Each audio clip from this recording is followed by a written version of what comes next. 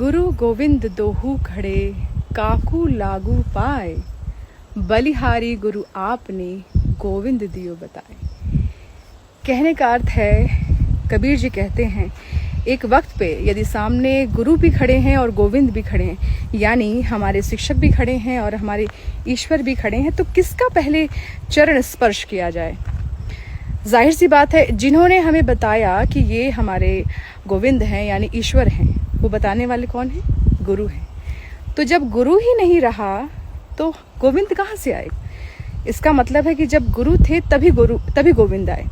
तो इसीलिए सबसे पहले हमें अपने गुरु के प्रति सम्माननीय होना चाहिए, नतमस्तक होना चाहिए, उन्हें पहले प्रणाम करना चाहिए, उसके बाद ही किसी को प्रणाम करना चाहिए। क्योंकि गुरु ही ऐसा व्यक्ति है जो आपके जीवन में अनंत बदलाव लाता है, जो हर तरह की शिक्षा को देता है।